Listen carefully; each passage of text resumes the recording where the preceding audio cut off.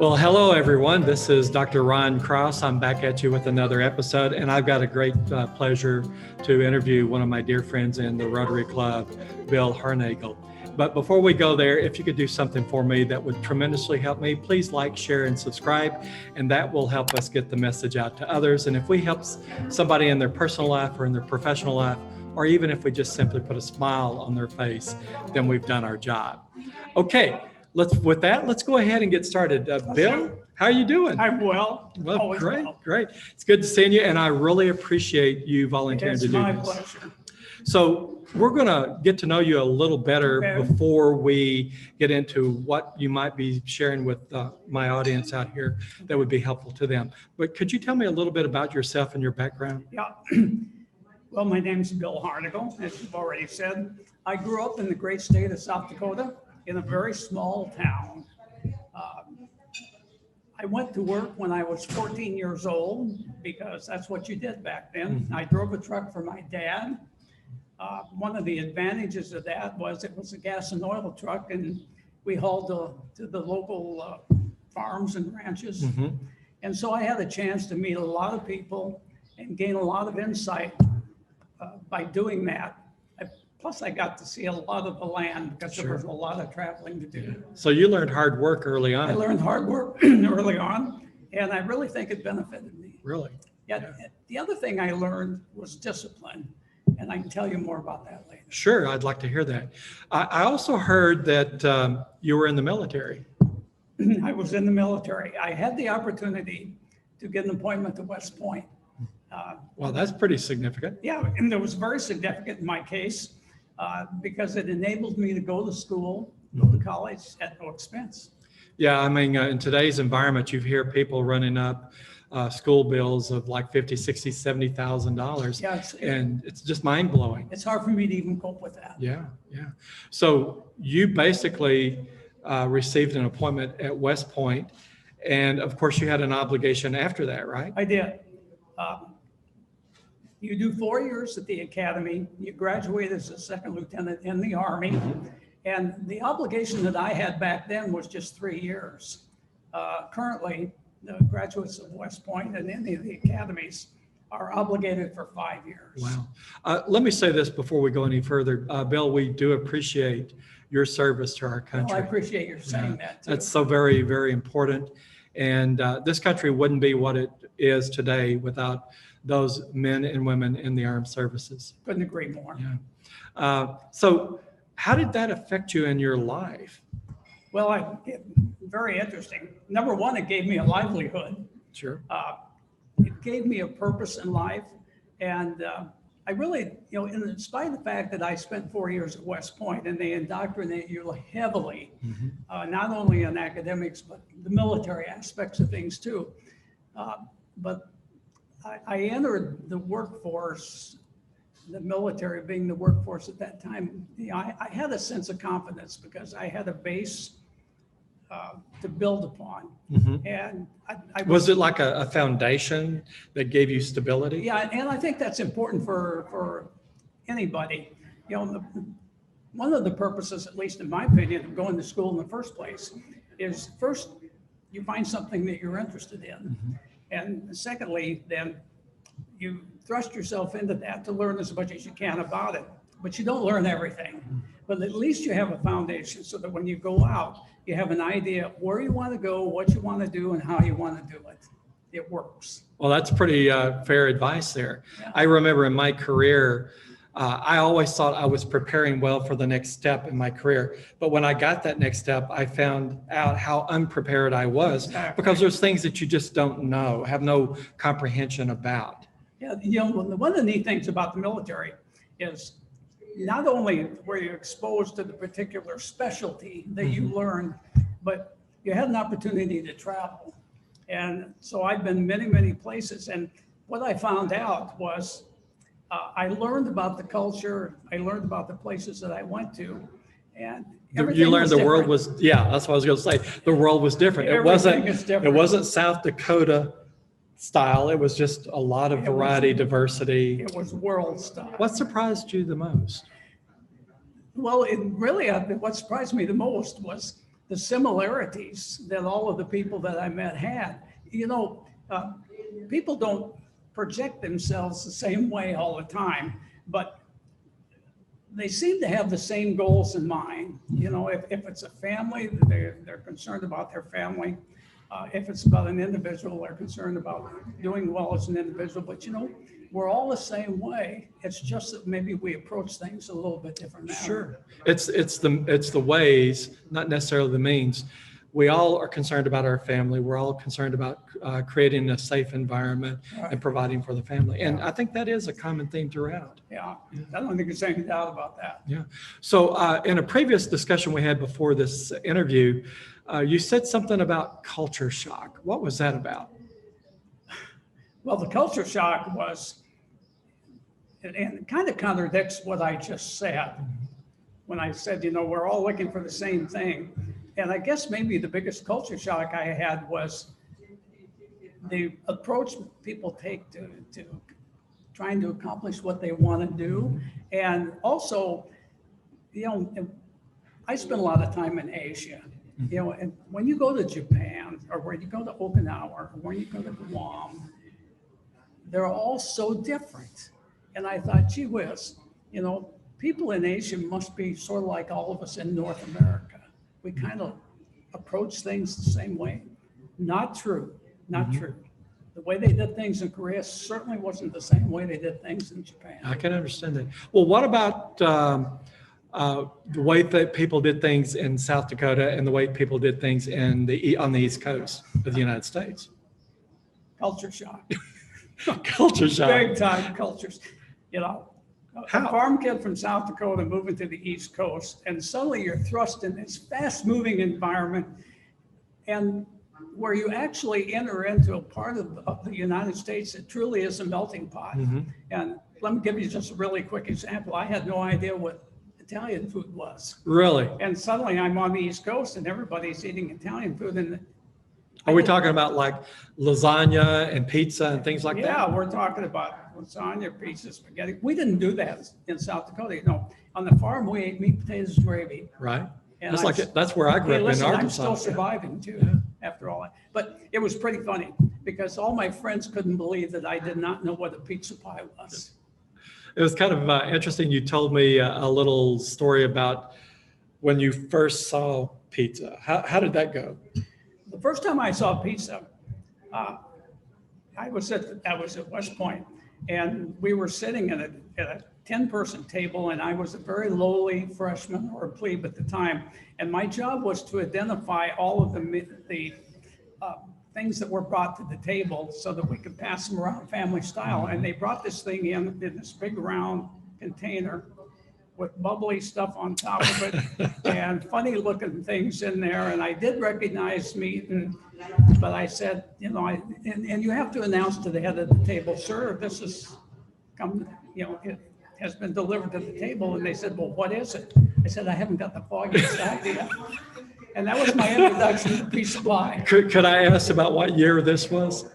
Oh, yeah, this was in 1956. 1956. Yeah. Wow. And when you think about that, you know what? That was only 11 years after the Second World Yeah, War. and of course the North Korean War. And the Korean War was only over by 2 years Yeah. at that time. My father fought in the Korean War. He's a Marine. You know, God rest his soul, but got a lot of stories that I've heard from him, and just know how he conducted himself. People were very respectful because when he said something, he did it. Yeah, absolutely. And you know what? They always refer to the Korean War as the forgotten war because the folks that served in the Korean War, you know, did great things for us, but they received practically no credit.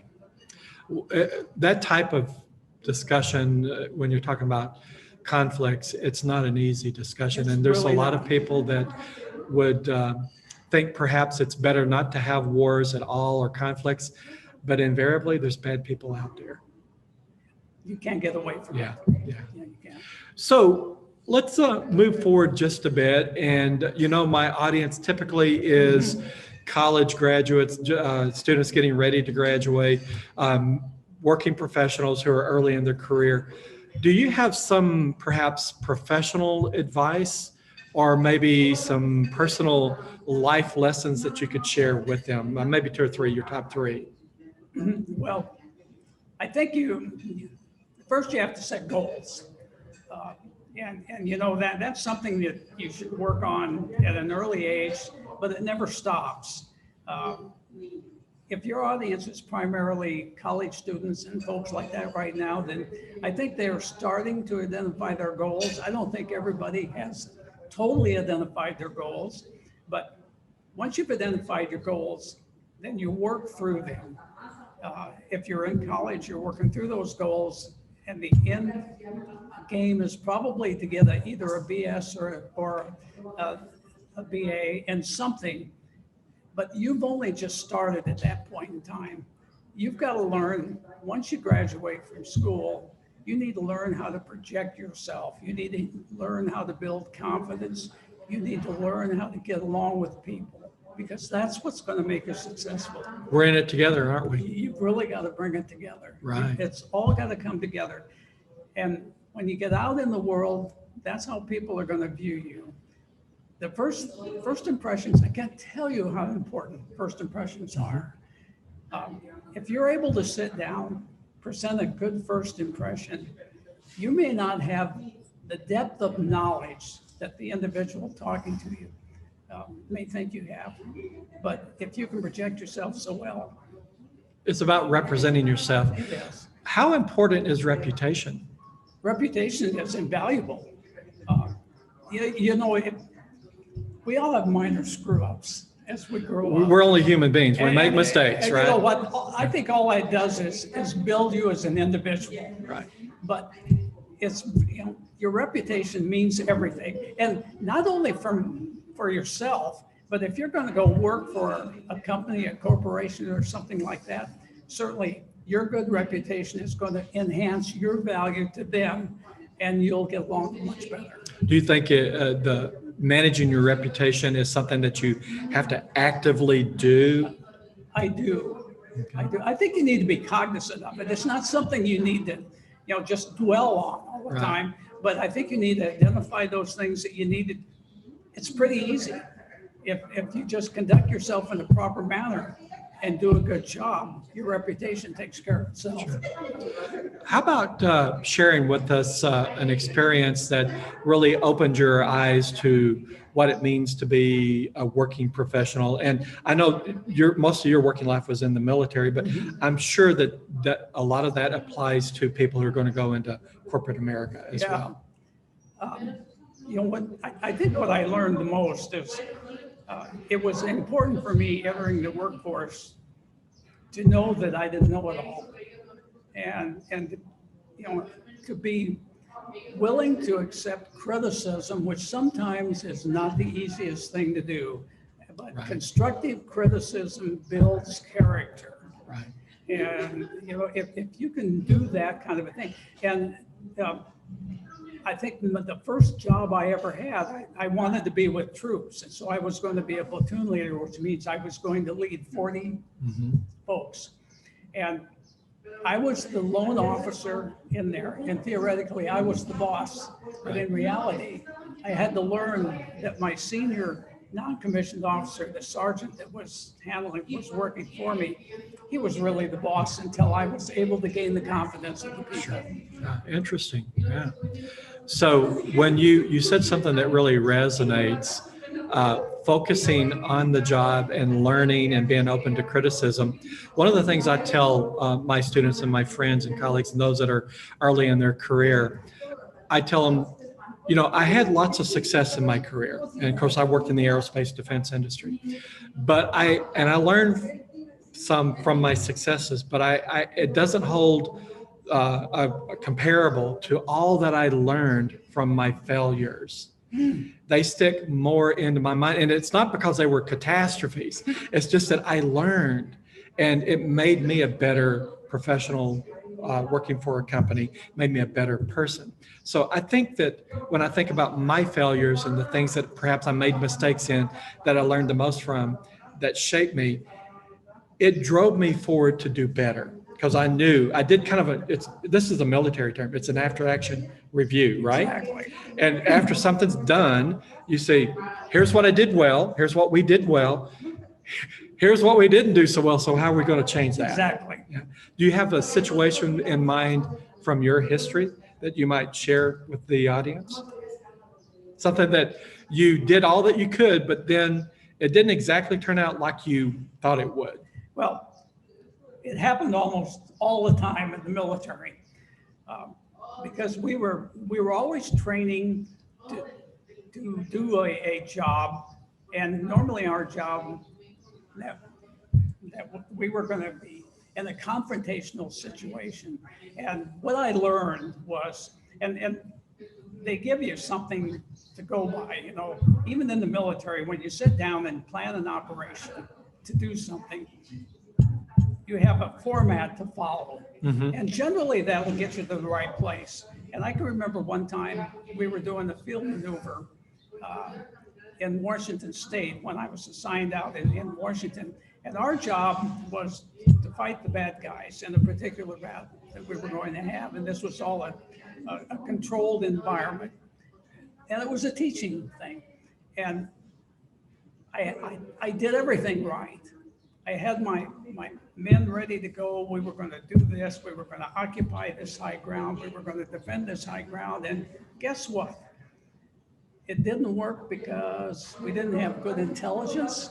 And the good intelligence would have provided us the fact that the bad guys were right where we wanted to go, and we walked right into it. Wow. So, you know, There's a corporate analogy there too. I mean, we plan and then we execute to the plan. And sometimes we have imperfect knowledge or imperfect information. Exactly. And you have to be able to be flexible enough to still try to move forward. But sometimes you have to go full stop. What do we do now? Right? And then come up with some variation off of your plan and move forward. And sometimes it works out well. Sometimes it doesn't. Yeah. Yeah. Well, now I know you were married and you had children. yes. How is it that with your military background that's very regimented, how does that translate to being a father? Well, that is a great question. I guess what I had to learn was I had to leave my regimentation and structure at work and realize that when I came home, you know, my kids knew what I did, but they didn't know the circumstances about what I did. And I couldn't bring that same regimentation home. And so, you know, you have to learn to be a dad. You have to learn to accept the fact that your son is not. You mean there wasn't a manual? Your first child, here's the manual to raise Well, it? I looked everywhere around it. I just couldn't find it. But you know what? I learned pretty quickly. I had to come home and just be a civilian, if you will, Yeah. because I think that was the So, problem. how many children do you have? I had a boy and a girl. A boy and a girl. Yeah, and you know, it's kind of tough on military kids. We moved around a lot. They went through a lot of different schools, but I think Doesn't that build strength of character? Though? It does. It does. And you talk about learning about cultures and environments and things like that. If they were willing to accept the fact that we were going to move and they were going to have the opportunity to learn about another culture or another environment or things like that, it just expanded their education. Yeah, that's great. Well, we're about close to the end of the episode. What I'd like to ask you is, with the audience looking at you right now, Right. what is the single most important thing you'd like to share with them that would help them? Integrity. You know, if you don't have integrity, if you don't believe in yourself when you go out into the world, then you know people are going to know that that's the case. And if you have that, you're going to succeed. And I think that's great advice. There's nothing that can replace doing the right thing. And you know, if you do that, you don't have to worry about what you said to somebody in some other venue. You're going to know that you did the right thing and you did your best. Amen. And that's all anybody could ask. That's right. Bill, thank you so much for joining us. It's my pleasure, really. And I hope we can do this again. Take care, everybody, and I will see you next time.